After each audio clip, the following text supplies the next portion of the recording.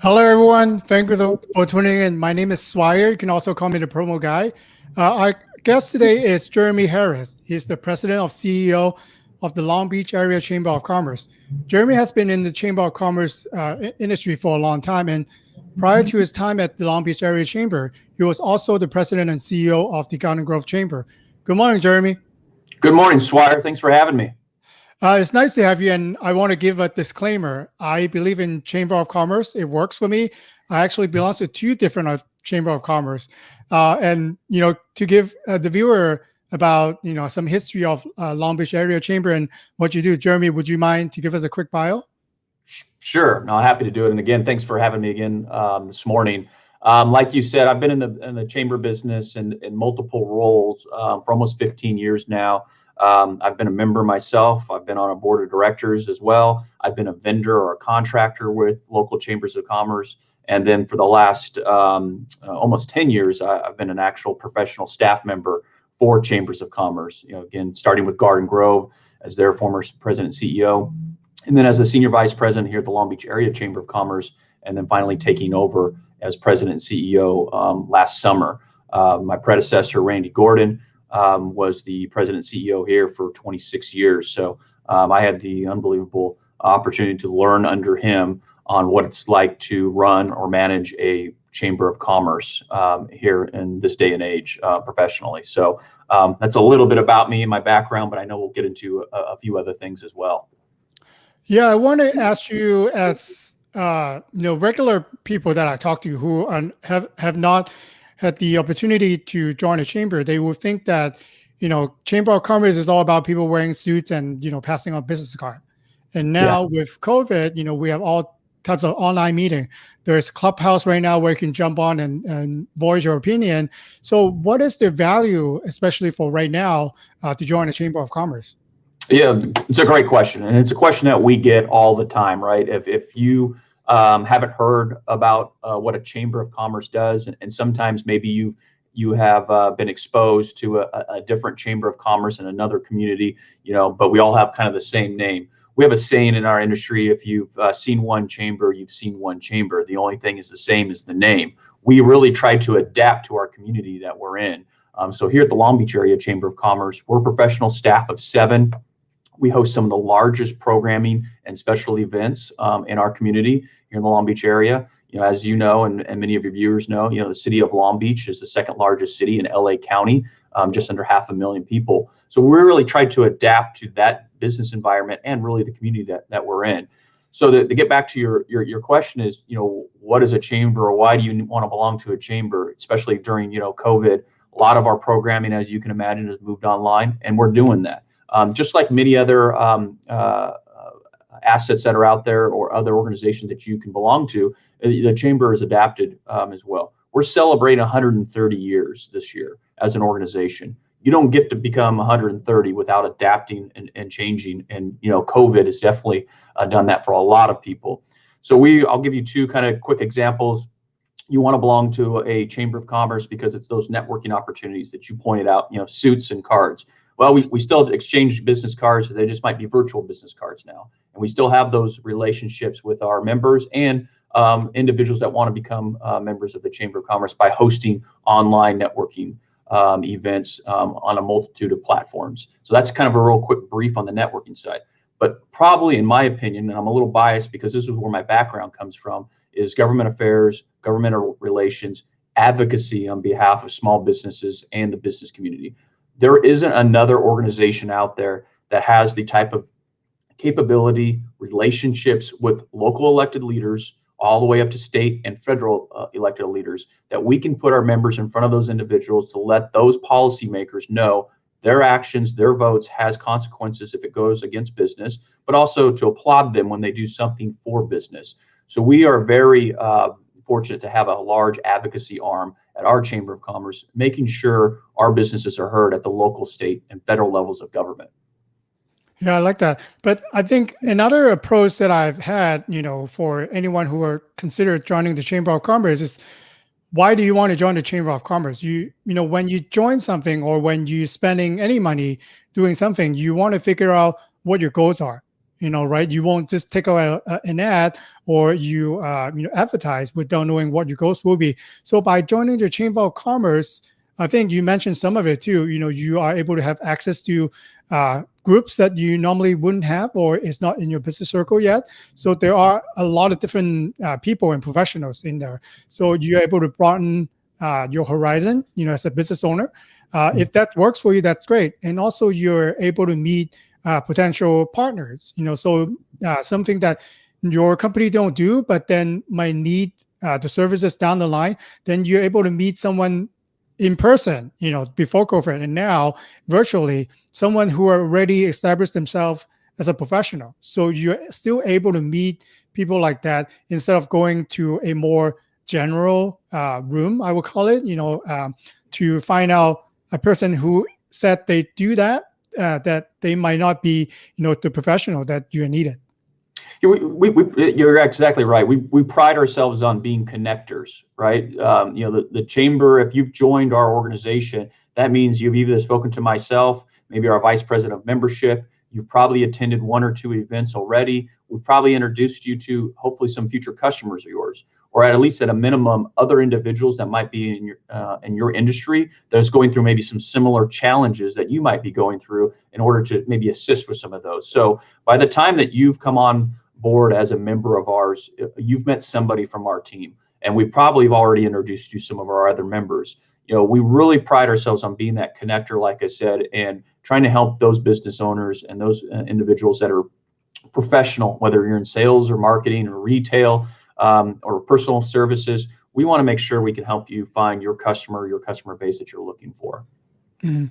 Well, you have listed 3 important factors for becoming a member. Let's go from them one by one. The first one is the catalyst for business growth. We have touched on some of it already. Mm-hmm. So maybe what we can also do is set the expectation. So let's say a member just joined the Chamber of Commerce. What should they expect?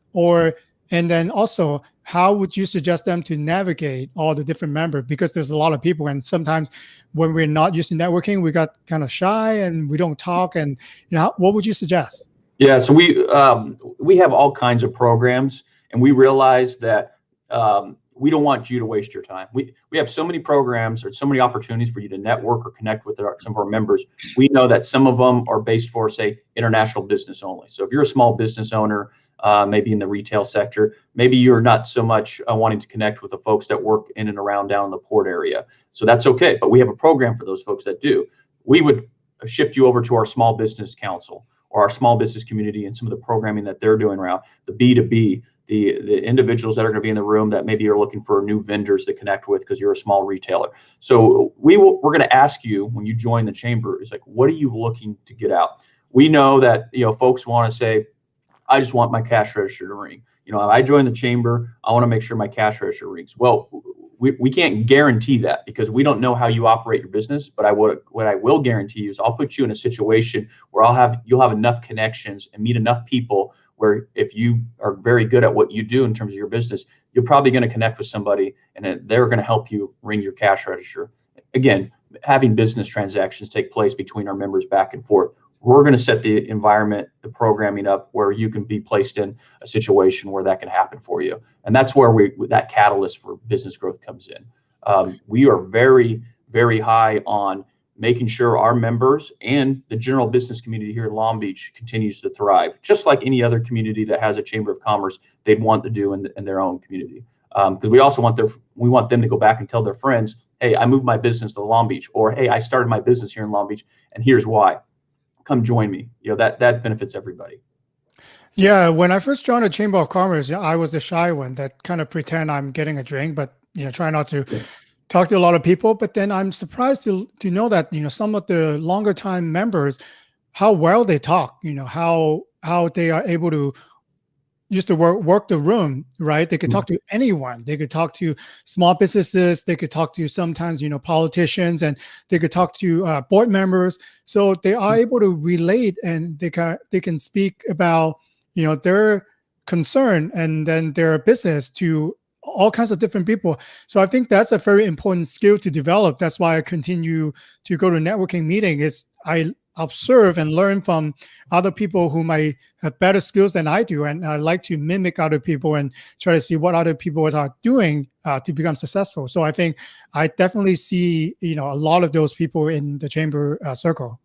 Yeah, Swire, it's a great point. You talked about how you were kind of the shy one when you first joined, and you had to learn to work a room or wanted to talk to folks. We have members that don't go to any of our networking events because they joined the chamber not for networking. They joined it for our advocacy, our relationships with the local politicians. Maybe they started a business here and they had some troubles with the permitting process here in the city, and they needed somebody to help them navigate that system.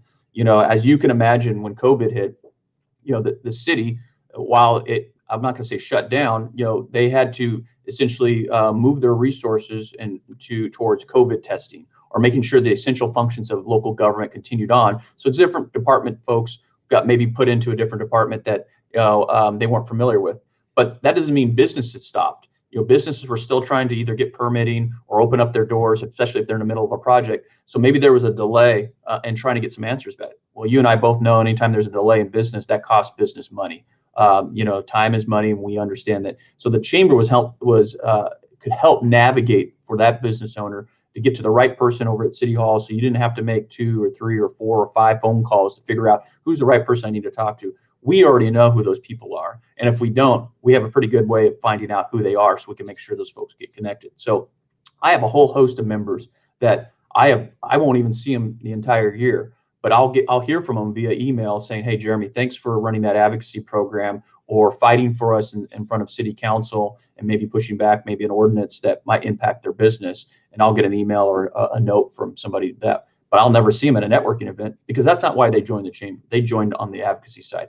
Inversely, much like I've got people who want nothing to do with local government, don't want to be in a room with any politicians or local elected leaders, which is fine. They want to be in rooms where they can help that cash register ring, make those connections so people are continuing to do business with each other. So we try to make sure we offer both sides of that. Yeah. So that brings the convener of leaders and influencer.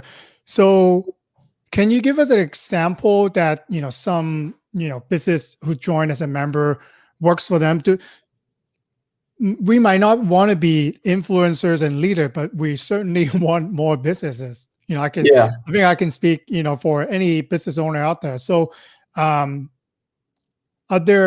you think they all mimic or see other people, the successful ones, or, how would you suggest, if you have an example that, a small business using their chamber membership in order to grow their business? Yeah, no. So when the chamber plays the role as the convener of leaders and influencers, what we mean by that is that, we like to think of ourselves as an organization, like I said, celebrate 130 years. So we're well known. Our brand is one that is respected time and time again when we poll or survey our members and non-members, quite frankly. The chamber name or the chamber brand is one that's seen as respect, informational, thorough, trusted. So when we serve as the convener of leaders and influencers, we're bringing in, whether it's local elected leaders who are policy makers or individuals that can give high level worth of information or advice, we're bringing those folks in for our members so they can hear it, where our member, maybe by themselves, wouldn't have access to some of these folks. So by bringing these elected leaders or these high influential folks or leaders, we're now giving them a stage for our membership so they can have access to these individuals. I'll give you kind of an example here. We did up until COVID, and we're looking to schedule it here in 2021. We would host what we call the state of the county. The 4th district or the 4th supervisory district here in LA County, Long Beach being the biggest city in that district. And, it's something like 30 cities and unincorporated areas of LA. Well, we would bring in Supervisor Janice Hahn. She's our local supervisor. About 1,000 people would show up to a luncheon event, and Wow. we would put her in a room with 1,000 folks so she can get her message across. But at the same time, these folks that are in this room that might not have access to her on a one-on-one basis, they now have that particular access. And there's all kinds of ways that we do that, from one-on-one meet and greets to, again, hosting that big luncheon, putting those folks in that room, and just forget about for a moment having access to that leader. But now you got 1,000 people in a room that are all networking amongst each other as well in terms of that B2B again. So it's a big networking event, but again, it's also attracting maybe a policymaker that folks otherwise wouldn't have access to. Yeah, I love those meetings because you could, maybe this is something that is on their agenda who haven't been passed yet. You actually find out where the officials or the city or related direction it's going. Then you can kind of position yourself better. If you're a smart business person, I know that okay, they're going to spend on infrastructure, they're going to spend on medical supply, they're going to spend on any other things. There are opportunities that you can go there first to get ready. So whenever they have it approved or ready to move forward, then you could be their front and center to take advantage of whatever the opportunities are. Absolutely. That state of the county event, it's called the State of the County Address. The supervisor is laying out her goals. She's laying out past accomplishments from the previous year, and then she's essentially laying out goals or thoughts where she wants to work in areas that she wants to work on in the coming months and year. So our folks that are in that room, they're hearing that sometimes for the first time and at that event. So then they can go to work on positioning themselves that how can they be part of that solution or help the supervisor with her goals. Yeah, I always make kind of a joke about people don't think about a good buyer that could never go out of business and they buy a lot of things is the government, right? And the county, especially the LA County, they're really big on their spending, and they buy anywhere from computer infrastructure all the way down to t-shirts, pants that we do. So they are a big purchasing power. And then if you're in the right place, and especially if you have the right certification, and where the procurement processing is, you can actually learn that. I actually learned all of that from meetings I've gone to, workshops that are put together by the county. They actually have representative to host a meeting, say how to do business with the county. So if you're trying to figure out yourself, good luck. It will take you like years to find out. But then if you listen to one workshop and then they help you, they teach you how to navigate, their procurement processing, it'll save you a lot of time. And then, there are a lot of opportunities in there, especially right now. And we do that as well, Swire. Probably a couple of times a year, we'll bring in somebody from city government or county government and say, walk us through your procurement process and how can a small business or medium-sized business take advantage of that process? Because you're right, if you don't ask, you're not going to know. And to navigate that, especially now, because everything is online and definitely virtual, you can't really go down to the county government or city hall and say, hey, walk me through your procurement process. No, we host workshops like that on their behalf. And we also do it at the state and the federal level. Don't forget about those folks. There's some major contracts out there that people can be applying for. So that's just another function of the Chamber of Commerce is we'll bring those professional individuals in and help you walk through that procurement process if you don't want to go to the city or the county to learn. And I think for the Chamber of Commerce, actually, that's how I'm able to use it. I'm able to find partners that are as interested as I am in those contracts. Because if you talk to someone who have not done government contracts or work with the city before, it's kind of confusing. But then if you already partner with people who are familiar with that process, your conversation will be a lot easier. And I'm finding a lot of those people and like-minded business owner within the chamber community. Absolutely. Yeah, that's what we're here for. So let's bring to I think the stronger point is champion for a stronger community. We touch on some of that. And then as a chamber, I think we are, as a group, we have stronger power and we're more connected than if we just, go at it by ourselves. So in your view, how do you think it should be done moving forward? Yeah, no, it's a great point. And this is, one of the bigger components of our chamber and what we strive to be each day. You'll notice that it says a champion for a stronger community. We didn't say champion for a stronger business community because we believe that, while most of our members are businesses and we have nonprofits as well, our goal is that when you have a strong community, business will thrive. Just like when you have a strong business community, the outside community is going to thrive as well. You know, businesses are the top employers in town, especially small business. Small businesses up and down the country are the top employers. So when you have a strong small business community that is hiring folks, bringing those people in, those dollars are being spent in that community, you're going to have ultimately a stronger community as well. And that's important for us. You know, a long, long time now, the chamber has always been seen as like, oh, they just care about business and that's it. Well, we care about our members and we care about them doing well because we know our members are our large employers, our small employers, many of them. And then when they're doing well, the community as a whole is going to do well. Yeah, I think that, especially you mentioned nonprofit. I've been to a nonprofit, council at the chamber. I'm surprised how many nonprofits were there, to network, not only that they're sharing the strategy of how to fundraise, to how to find the expert to support, what they're trying to do. And I'm actually, find out that a lot of members are able to go there to provide their expertise. So to help them to connect with the right people, because if you're a nonprofit, for example, you're looking for funding, maybe you're looking for doing a website, or you're looking for staffing help. There are members who are doing that. So they're able to connect with quality people better, faster, by joining the community. So I think you're right, pointing that out. And that's a chamber of commerce can do to help both sides, even nonprofit and for-profits. Yeah, so we're about 700 members or so in our chamber, and I bet about 75 of those members are nonprofit organizations. A few years ago, we produced a report saying, one of the top sectors of our local economy is the nonprofit sector. About 1 in 15 individuals are employed by the nonprofit community or tied to the nonprofit industry.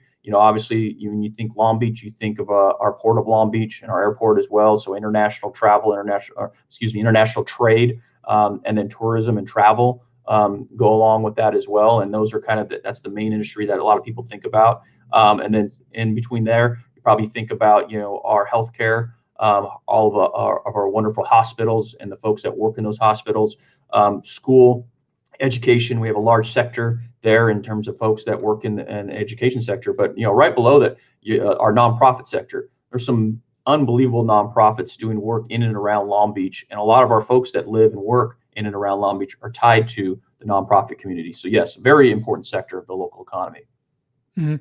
Which brings me to my final question, and it's a big question. What to expect in 2021, especially want to get your view in the Long Beach area, because for a viewer who are unfamiliar, the port of Long Beach, it's in Long Beach, obviously, and it's one of the busiest port in the country. And also there are the convention center, which a lot of the exhibits, trade shows that happen there.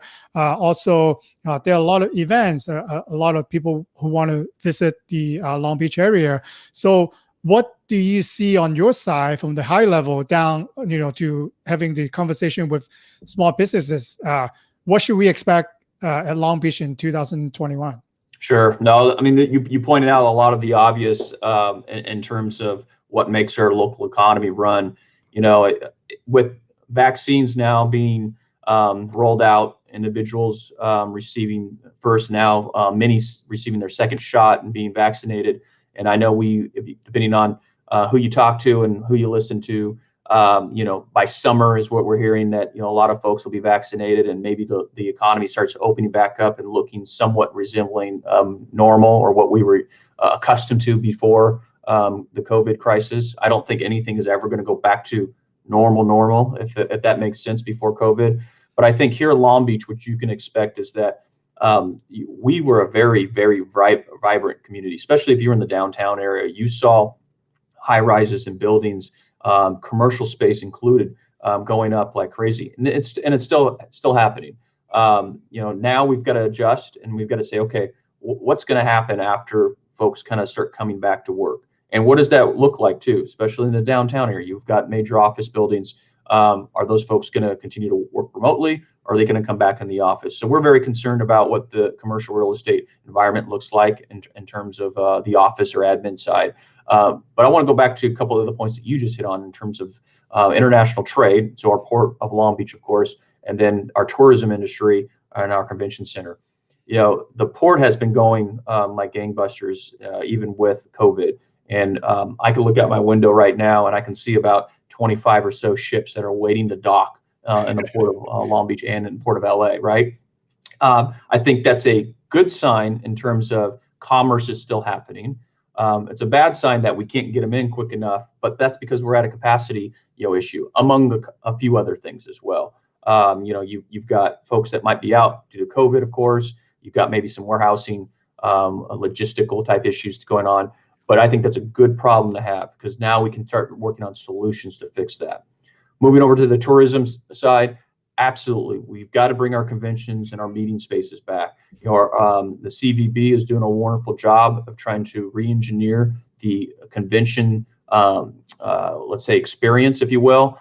They've got some new programming happening over there where you might be able to have that hybrid meeting convention take place. But I am very bullish on, once we get through the vaccine rollouts, trying to get back to that sense of normal. I know our convention center is preparing for that, to bring people back and bring people back safely in meeting spaces, whether it's a hybrid model or an in-person model, because that's what's going to make our local economy go. Our hotels are depending on that as well. Our hotels have already geared up. They are very safe spaces to be in.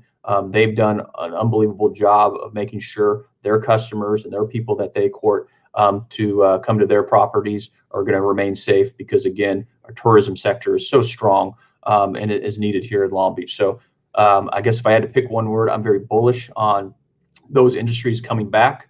I think if folks are watching today, they've probably seen Long Beach in the news nationally the last couple of weeks. The mayor and his staff and his team have been highlighted as doing the vaccine rollouts correctly, and the national news has picked up on that. So again, I can say I'm very bullish in bringing those industries back, because our local city's done a pretty good job of making sure those folks get vaccinated, from the mayor's office all the way down to the health department. So big kudos to them. Glad to learn that. I think if you guys want to pick one takeaway, I think is to visit your local chamber. Not like Jeremy said, not only visit one, visit more around your area. So there might be one, the style or the members that are best fitted for you. But if you really want to grow, and then you want to participate and you want to find out more what's happening in the business community, you can't beat joining the Chamber of Commerce. It's why I couldn't say it better. So I appreciate the plug there. We work with our local chamber partners and colleagues all across the county, and even next door in Orange County as well. So like I said, you've seen one chamber. The only thing that is the same is the name. So I encourage you to visit all of them, find that one that will do it for you, what you're looking for, and make sure the chamber's asking you, what are you looking for in joining a Chamber of Commerce, and we'll be sure to come up with that answer for you. Okay. Thank you so much, Jeremy, for coming on today. And if the listener viewer enjoyed the show, do subscribe to our show, give us a review on Apple Podcasts. And thank you so much for joining us today, Jeremy. Thanks for having me, Swire. This was great. Appreciate it. Thank you.